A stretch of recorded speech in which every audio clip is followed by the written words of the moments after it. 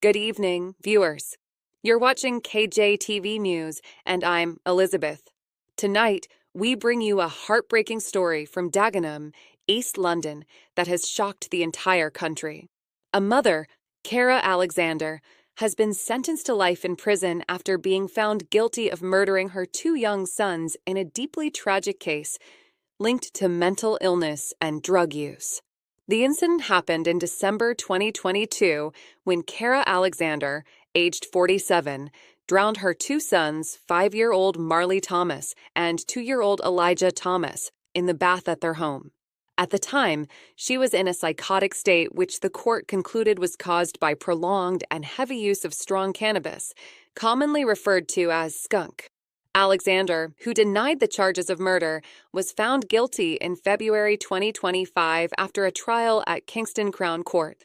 Today, she has been handed a life sentence with a minimum term of 21 years and 252 days before she will be eligible for parole.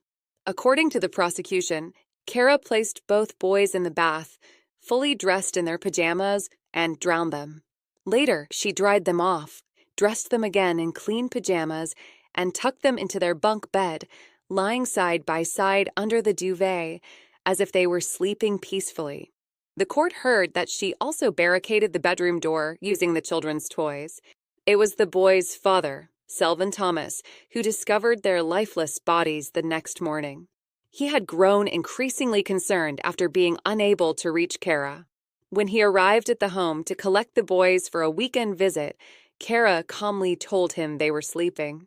But when he went upstairs, he found them cold and unresponsive. He immediately ran downstairs, shouting, "Cara, Cara, Cara. What the F *** K? You killed my children." After the discovery, Cara fled the scene by jumping over fences into nearby gardens.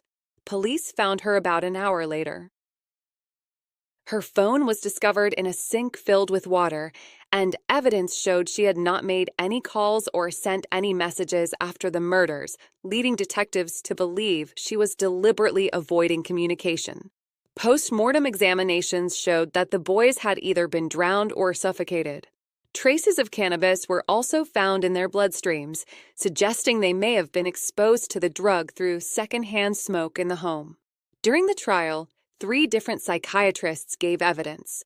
While they had different views on certain aspects of Cara's mental state, they all agreed that she was suffering from cannabis-induced psychosis when the killings took place. The judge pointed out that she had a previous psychotic episode in 2016, also likely caused by cannabis use. In his sentencing remarks, Mr. Justice Bennathan described the father's discovery of the children as the stuff of nightmares. He said Cara had been smoking strong cannabis every night for weeks, maybe even longer, before committing the murders.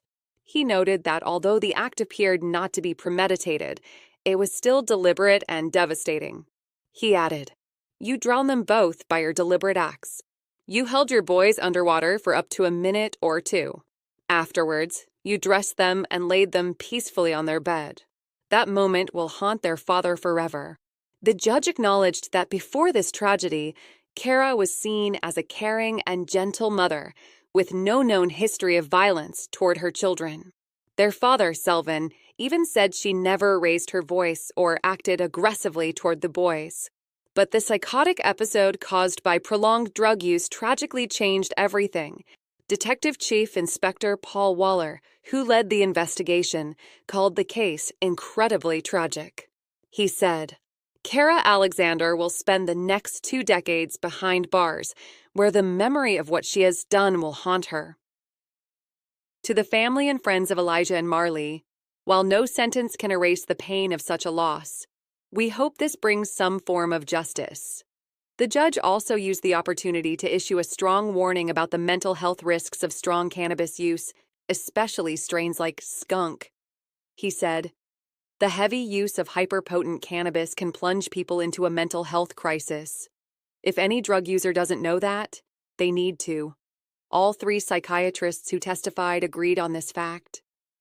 As the court closed, it was clear this case was not just about a terrible crime, but also about the devastating effects of mental illness and drug abuse.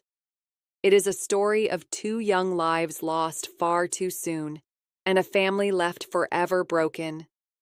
Thank you for watching. I'm Elizabeth, and this has been KJTV News. Stay safe, and don't forget to subscribe for more.